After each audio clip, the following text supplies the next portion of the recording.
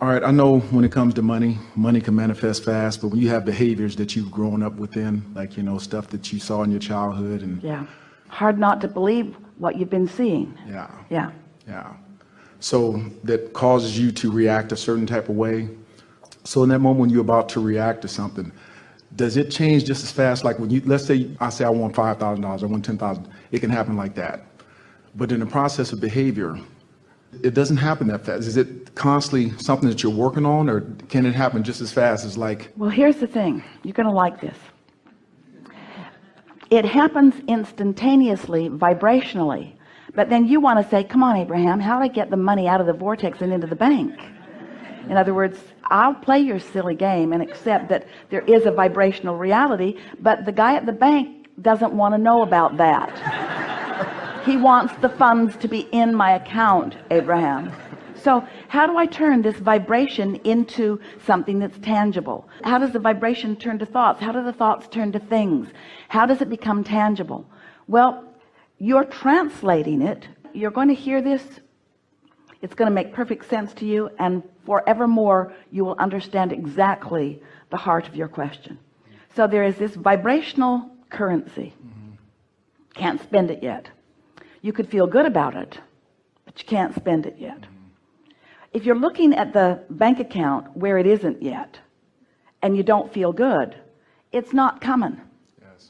If you look at the bank account where it isn't and you notice that it hasn't been there for a long time, and you know a lot of people where it hasn't been there, in fact, as long as you can remember, not enough money has been what you've been hearing, then it's not coming.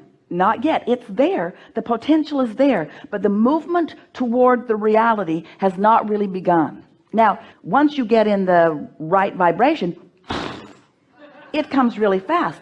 But as long as you stay not in the right vibration, then it doesn't come. So the timing has nothing to do with anything except your mood about it. So basically what you're saying, if I keep looking at the money not in the account, even though the money is there, I can have several checks where I've did something and that money's on its way, but I keep focusing. It can get hung up in all type of ways. They got lost in the mail. Even money that is supposed to be yours, you keep from coming in your belief that it isn't there. So and that's basically the same thing with a relationship then, or with behaviors. With everything. With everything. So this business of translating it, that's the part that most people don't realize, because you don't realize that you are turning the intangible to the tangible. You are receiving the clue, the impulse to go there, to do that, to be there, to see that. In other words, we told the story yesterday that Esther woke up thinking about Mark Twain books, and there's one in particular that she adores, and she ordered the whole set so that she could read Recollections of Joan of Arc. Joan of Arc is on her mind. The next day she is at a restaurant and she gets an impulse to go over there, and she walks into a place and the man says, "Can I help you?" And she walks right in, room, and is standing in front of a statue of Joan of Arc. Didn't know she was going to find that. But there it was, because it was active in her vibration, because it mattered to her and there was no resistance. It was so close to an instant manifestation, it nearly knocked her over. She said to him, "Is that who I think it is?" And he said, "Well, who do you think it is?" Grabbed that and held it to her. Mine is what she wanted to say. Mine. She could not believe how fast the universe yielded that to her. And it's because she didn't wake up and say, "Oh, I don't have a statue of Joan of Arc." How would one even find a statue of Joan of Arc? Are there even any statues of Joan of Arc? I don't believe I have ever seen a statue. When I was growing up, none of us ever had statues of Joan of Arc. My mother didn't have a statue of Joan of Arc. Her mother didn't have a statue of Joan of Arc.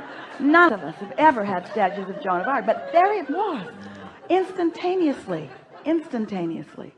I've experienced that, on the financial side, but just on where stuff just boom. Even like I said, I've even had thoughts of when I do something, I'll be like, okay, this person's gonna say these exact same words when I perform this type of project or do this, and it's been said. But just, I guess, the momentum in the other areas of, trying to change my behavior and different things that have happened is probably what I keep focusing on and not focusing on the other part of what actually is, the now. It's really helpful when you do exactly what you're doing right now. When you start noticing the correlation between what you've been thinking and how you've been feeling and what's manifesting. So when you focus on the things where it really has been working, and you think, well, what were the components? Well, I wasn't worried about it. Exactly. I wasn't blameful. I wasn't justifying it. I had this light desire that I wasn't complicating or contradicting with negative thought. And so the ideas just came and it unfolded easily. But the things like money or relationships, or in some cases physical well-being, because they matter so much, you think about them a lot. And because you think about them a lot from a lackful place, those are the sticking points for most. Many people say, why is it that the things I don't care that much about just come easily into my experience, but the things I really care about, it takes a longer time? And we say, because the things you really care about, you think about too much from the point of view of not having.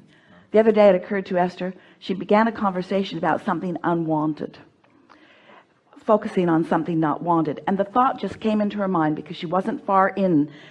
I really want closure on this, which means close your mouth. In other words, stop talking about things from that standpoint that doesn't feel good. And you'd be surprised how, if you don't talk about it, if you've got people that are willing to talk with you about the things you don't want, then you're in trouble.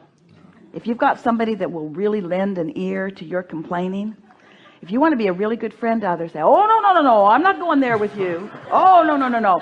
And you only have to do that about 100 times and they stop doing it.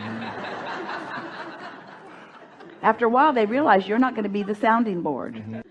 So let's stay here just for a moment. So turning thoughts to things. So how does reality happen anyway? How does this stuff that is so tangible that you are translating with your physical senses, and your eyes are translators of vibration, that's why you see. Your ears are translators of vibration, that's why you hear. So you're already translating vibration. Your emotions are translating vibration, that's why you feel the emotions that you do. So as you're thinking about translating the vibration of this vortex, this intangible vortex, the first tangible indication that the movement has begun is the emotion that you feel. So when you feel negative emotion, it means you're summoning it, it's moving, but you're also blocking it. So there's that tug of war. That's what that negative emotion feels like. So if you just stop and say to yourself, it's coming, I can feel it coming. Because if it weren't coming, you wouldn't be feeling anything. So you're saying you're summoning something, or you're summoning it? You're summoning it. You are summoning. The it is the thing sometimes you don't want, basically. Or you summoning. Well, we're talking about the it that you want. Okay. Because everything that you feel is about the it that you want. Exactly. Because the it that you want has everything you want about it on one end and the complete absence of it on the other. So every it is really two subjects, the wanted end and the not wanted end. How about that? So it's coming, but the way you feel is really about whether you're letting it come easily or whether you're letting it come hard. Because it's coming. It is coming. It just doesn't need to be the struggle that you all make it out to be. So think about why sometimes you want to make it a struggle. Everybody doesn't have it, so you want to make it look hard. Otherwise, the haters will hate you. Think about those people that are really successful at whatever they're doing, and they always tell that bogus story of how hard it was, the price they paid. And we want to shout from the background, but when you stopped paying the price, it came, right? But they leave that part out because they're trying to keep the others from feeling so uncomfortable. And so as you realize that the first indication that movement is underway is when you start feeling around it. If you're not feeling any emotion, it's not active enough to be a player in your experience at all. We just love it when you have strong desire, whether you feel positive or negative. We would far rather you feel terrible, strong, negative emotion than to not feel anything. Because that means you're alive and you've put things in your vortex and it's calling you. The other day, we told you this yesterday, but some of you didn't hear it, and it's the best thing that it makes this point that we've found in a long time. Esther's sitting up in the top of a room in a big tall house she has on a mountain in Utah, and there's a turret. So she's sitting there looking out of this turret up high where the trees are. And she looks over, she's been watching some hawks, a couple of hawks making their way around the property. It's been delightful to watch the power of them. And this day, one of the hawks is sitting right out her window. And Esther's looking at it. She opened the door just a little bit so she could hear it better. And she can hear it insisting on something. Insisting. And right away, Esther knew she's calling her babies to her, to the highest point on the property. Esther thought, I thought Mama Bird kicked the birds out of the nest and booted them from behind. Not true.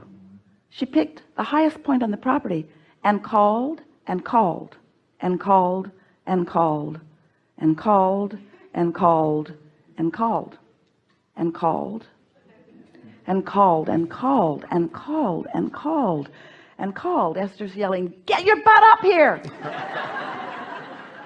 Called and called and called and called and called and called and called, not impatiently, expectantly. Called and Esther was the only one feeling impatient. Called and called and called and called and called, and then sure enough, here one of those birds came. Didn't land with her, wasn't sure about the landing. Got all the way to her, swooped around, and went right back where it came from. And now there are 3 baby hawks soaring all around the property. In other words, now they know they can do it. Well, that's the way your desires are calling you. Your inner being is calling you toward them, calling you, and you got to go. If you don't go, you'll always be uncomfortable. Those babies, they don't look like babies. They're almost as big as their mother now. They couldn't not go. Everything in their nature, they knew that call, and you do too. And so that call is calling, that call is calling, that call is calling, that call is calling. So as you follow those impulses, the impulse, it's going to come first as a thought that feels like it comes out of nowhere. And accompanying the thought is going to be an emotion that is representative of how much resistance you've got. Well, it really doesn't matter how much resistance you've got, because it's calling you. It does not matter how much resistance is there. The resistance will dissipate. And the more you notice how this works, and the more you relax and allow it to work, the more you trust the process, the more you believe in the process, the less you doubt yourself, the less you doubt the process, the more you believe, the more you understand that everyone who has ever accomplished anything magnificent, this is exactly what happened. They got into that place, and if you watch those who are great in whatever they're great at, you'll notice that they are not willing to stand around and listen to people talk about what will not work. They don't want to hear that. And even if somebody is saying it, they're not listening to it. They're always listening for what does work, you see. You just tune yourself to it. And little by little, those beliefs that have been holding you back lose their grip. You see, you can't dig in and get those beliefs and ferret them out and stomp on them and destroy them. You just have to let them become less active and more dormant, less active and more dormant. So it's about what you are thinking about, not about what you are no longer thinking about. Because when you try not to think about it, you're thinking about it. So it's about deciding what you are going to think about. And if we were standing in your physical shoes, we would be deciding what we're going to think about by one criteria and one criteria only. How does it feel? How does it feel? Does this thought feel better than this thought? In the beginning, if all thought about it feels uncomfortable, then become more vague about it, become more general about it, become less specific about it. Because in your specific attention to the absence of it, you've got quite a bit of momentum going. So you've got to slow that momentum down by getting more vague, more general. And then it just sort of dissipates, while what you do want becomes more active in your vibration. And while that's happening, then things are happening. The universe is showing you all kinds of clues. You get these impulses, you have these rendezvous. Someone that you meet maybe for 3 minutes in an elevator gives you information that you needed. A friend calls you that you haven't talked to in a very long time. All kinds of things come into being. There are a minimum of 200 potential things ready to pop for you in every moment you live. A minimum of 200 viable avenues to something that you want. But if you're in that place of beating the drum, then it's like you've got your tuner completely tuned off, completely turned off. It's like being an airplane in the fog with the ability to know where you are, but you just say, oh, never mind, I'm just turning everything off. I'll just fly blind. We say, not such a good idea.